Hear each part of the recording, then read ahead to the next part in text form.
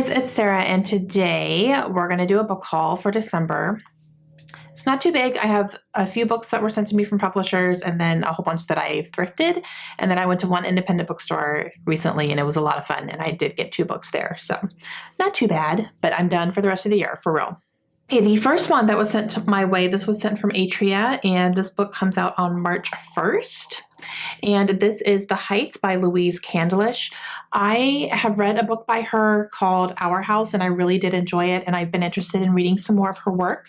So this is her newest one coming out in March of 2022. So The Heights is actually a tall, slender apartment building, and it's very discreet. If like one of those, if you blink, you miss it type places. And there is this rooftop terrace that is very secluded and hidden. You can't even really see it's there. So our main character, who is not named on the back of here, she goes up to the top of this terrace because I believe she lives in this building, and she sees a man there. And it's a man who she should not be seeing because he died 2 years ago and she was the one who killed him. Yes, please. This next one also comes out March 1st, and it's one of my most anticipated releases of next year, so I'm excited that I have it, and that is Hook, Line, and Sinker. This is by Tessa Bailey. This was sent to me by Avon, so thank you so much. And this is the companion novel to another book called It Happened One Summer, which I read earlier this year and absolutely adored. It was so much fun. And that book was inspired by Schitt's Creek, the show. And it is inspired mainly by Alexis Rose from the show. And you could totally tell when I was reading that book, it was completely Alexis in my head. So it was fantastic. I really enjoyed it. So this is the follow-up to that. I will say it's a sequel. However, it's more of a companion type thing. So you probably don't have to read the first one to read this one. I'd probably recommend it just because you should anyway, because it's a lot of fun. But this one follows that character's younger sister, Hannah, and her growing relationship and romance with Fox, who I loved in the first book. So I knew that this was coming out after I'd finished that first one, and I was really excited about that. And I can't wait to read it. This next one was sent to me from Delacorte Press, and this one just came out earlier this month, and that is No Beauties or Monsters, and this is by Tara Gojen. This one I was really excited to receive because I feel like I'm going to really be able to have a connection with this main character. This is a young adult novel, and it follows a young girl named Riley. She's a military brat. Her father is working on this military base, and it's in the middle of the Mojave Desert. There are some not so great memories for them when their family leaves that area, so she's kind of glad that they're moving on. However, not too long after that, her father passes away, and her mother ends up taking a job that takes them right back to this installation. And she's not very thrilled about that because there were a lot of family things that happened there, and something that happened with her grandfather that caused him to completely cut ties with the family, and just not good things. So she's not happy about going back. There's also still some people there who remember her from when she lived there before. Some good, some not so good. And along the way, she starts to see things that she's questioning. She's questioning if things are real. She's starting to think maybe she might be going a little bit crazy. So it just sounded right up my alley as far as like there might be a little bit of a fantastical element in here as well. And I think I'm going to really understand her being a military brat and having to move around and stuff. I've done that my whole life. So yeah, and this cover is so stunning. And this next one was sent to me from Harper. This one comes out on April 26th, and that is The Last Party. This is by Cassidy Lucas, which is a writing duo.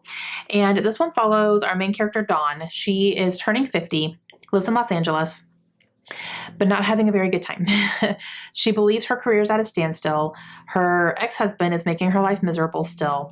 And she has a child who has a disability that seems to be regressing, and it's taking a lot out of her to be able to care for the child. So she's just not having a good time. And for her 50th birthday, her friends decide that they need to get away. So they are going to rent this secluded cabin in the Topanga Canyon area in Los Angeles and just get away from it completely. And they're going to spoil themselves and have spa treatments and have a catered, everything's going to be catered for them. And they're just going to spoil themselves rotten for, a couple of days. Also, while on this trip, they are going to take a short-term or short-lived, if you will, psychedelic drug that's supposed to expand their minds and let go of their inhibitions and just, give them some clarity. We all know how that's going to go, right? So they do that. And then after coming down from that high, she realizes one of her friends is missing and they can't find her and they don't know what happened to her. And then another one of her friends goes missing and they can't find her. They don't know what happened. So she's kind of wondering, is everybody going to start getting kind of picked off here and what's happening? And am I next? And all that stuff. So we'll see what happens, but it sounds like a fun thriller. So those are 4 books that the publishers were so kind enough to send to me. So I really appreciate it. Thank you. Okay, so I got 2 books at an independent bookstore called Old Town Books, and it is in Old Town Alexandria. We went there, I went with a group of women for our book club. We went down there and had brunch one morning, and then afterwards a couple of us went over to the bookstore because of course we did, right? And I was kind of walking around, the store is adorable, and I'm walking around and just kind of wondering what I'm in the mood for. I wasn't sure what I wanted to pick up, but I knew I wanted to pick up something. And then I walk over to the middle grade section and I was like, there it is. That's what I want. And that is Pony by R.J. Palacio. It literally called to me from across the room. And I have been interested in picking this one up because I heard about it. Well, I've seen it. And then I heard people talking about it. The main place I heard it talked about was on the Currently Reading podcast by Meredith, who's one of the co-hosts, and she is just completely raving about this book. She can't stop talking about it. And so I immediately was like, okay, I need to see what this is all about. I do love middle grade. So, and I have read R.J. Palacio. She wrote Wonder and it was fantastic. So I knew that I was going to probably pick this up at some point. And I picked it up in an independent bookstore. So this follows our young boy. His name is Silas, I believe. Let me double check. Yep, Silas. He's 12 years old. He lives on a farm with his father, like a ranch. And one night, 3 horsemen come to the house and they take his father away. No explanation, don't know why, but his father has been taken. And he is left by himself. He's 12 years old. And his only companion is a ghost named Mittenwool. A ghost, okay? So he's not really sure what to do. And then not too long after that, a pony shows up at his house. Just shows up. It's just here.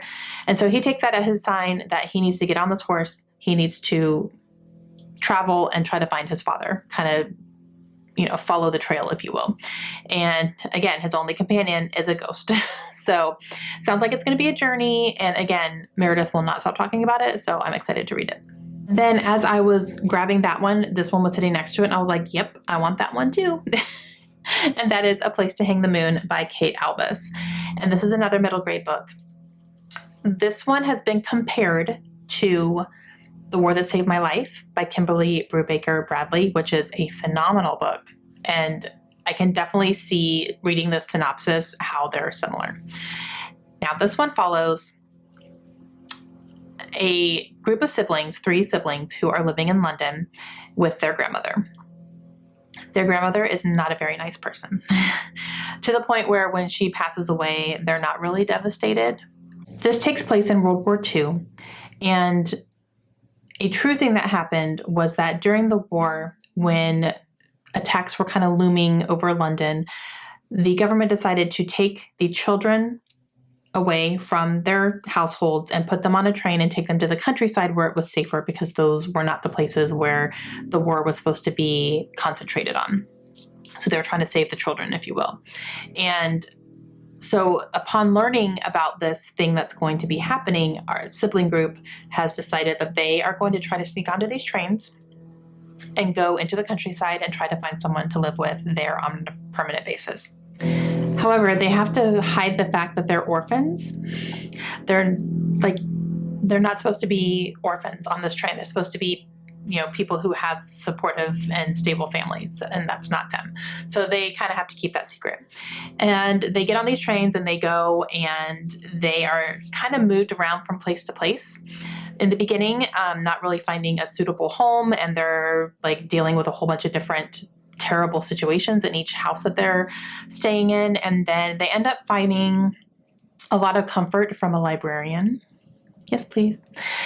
And maybe hoping that this is the person that they're supposed to be able to spend the rest of their time with. However, she is the wife of a German soldier.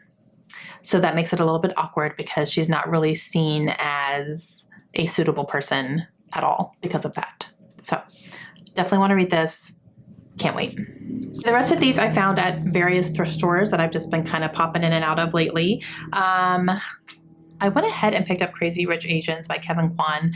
This is not one that I was ever really super interested in, but then Lindsay read it and she loved it. And she just basically said it was a really good time, a popcorn, just sit back and enjoy it. Don't take it too seriously. It doesn't take itself very seriously. And it was just like a fun time. And there is a movie adaptation now, which I have not seen. But yeah, I figured I'd give it a try. Like, why not? The next one I have is by an author that I really want to start reading her books, and that is Pretty Baby by Mary Kubica. And I read a book by her earlier this year and really enjoyed it. And I definitely now want to read her backlist.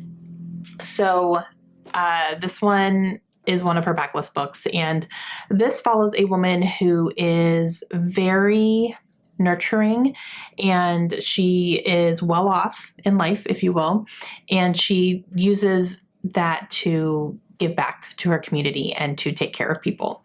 And it gets to a point where she comes home one day with a woman and her young baby. And her husband is like, what's happening? She's like, oh, she needs a place to stay. She's staying with us. He's like, are you crazy? We do not know this woman. We don't know who she is, what she's about, what's going on. Like, no. Suffice it to say, the woman ends up staying with them and some things start happening from there. So that's all I want to know. I'm excited. Okay, this next one is one that's been on my radar for a little bit, and I was super excited to find it, and that is Central Park. This is by Guillaume Musso. And this one, you guys, so we follow a woman who is a police officer in Paris. She's French. She lives in Paris. She's a police officer. That's where she is. She wakes up on a park bench in Central Park, New York, with a gun in her pocket, blood on her shirt. She's handcuffed to a complete stranger, and she has no idea how she got there. No idea. The man that she is handcuffed to tells her that he was playing a gig in Dublin, Ireland, and he has no idea how he got on a park bench, handcuffed to this woman who has no idea. They have no idea what's going on. What happened? Why are we in this situation? So they have to try to figure that out. And that's all I know. And that's all I want to know. And I'm in. This next one is by an author that I read from earlier this year, and I definitely want to read more. And that is The Reckless Oath We Made. This is by Bryn Greenwood. And this follows Z and Gentry. And they are friends. Very close, very, very close friends. Something happens in Z's family where there is an abduction. So someone in her family is abducted, and she heavily, heavily leans on Gentry because she has to try to deal with what's going on and her emotions about them and all that stuff. Gentry is definitely there for her. He feels this really strong need to protect her at all costs. And Gentry is also autistic. So I think this situation and him being there for her through this is going to bring them much closer, maybe even into a budding romance. So I'm really excited to see what this is all about. This next one is another one that has been on my wish list for a bit, and I was super excited to find it. That is Where Dreams Descend. This is by Janella Angelis, and this one is a circus book. That's all I need to know. It's a circus book, and it is going to follow 3 different people who are involved in this circus, and it's almost like a game, like a competition game as well. And that's all I know. And honestly, I don't want to know anymore. I don't want to go deep into the synopsis to try to figure things out. It's a circus book. There's a competition. Those are 2 of my buzzwords. I'm in. Speaking of circus books, this was a complete cover buy. You guys, can you even? How beautiful is that? Oh my goodness. And you think it's about a circus? Maybe. This is We Walked the Sky by Lisa Fielder. Okay, so this is going to follow a couple different timelines. One is in the early 1960s, where we are following Victoria, who is a circus performer. And she stays with this one circus for a very long time. And then she ends up having a daughter, who then has another daughter. So we're also following Victoria's granddaughter, Callie, who is also wanting to be a circus performer as a tightrope. I think they're all maybe tightrope performers. And her dream is to stay with this circus and to be world renowned like her grandmother was. However, her mother decides to take a different job and they move somewhere else completely away from the circus. So Callie is forced to go with her because she's not yet an adult.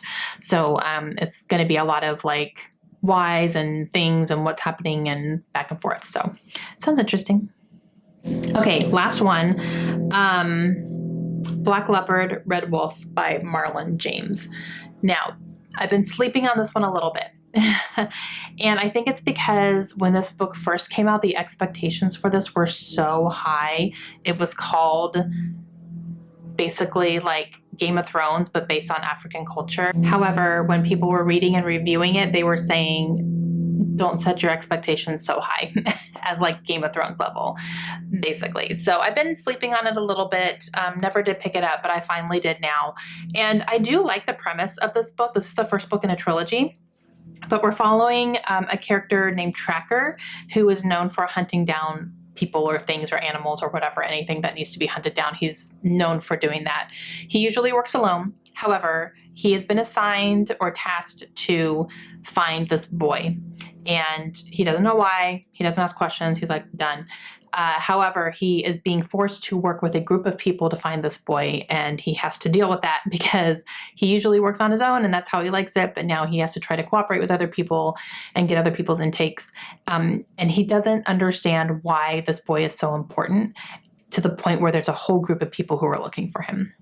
So all that starts coming about as they're looking for him and stuff.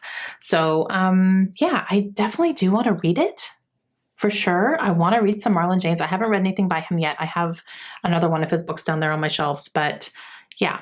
But I'm not going to go into this expecting it to be like Game of Thrones, because apparently that's not what this is. Okay, guys, that is it for my December book haul. That's it for the rest of the books for the year. If I get anything for Christmas, that'd be great, but I usually don't, so I'm not counting on it. But if I do, I'll show you those in January.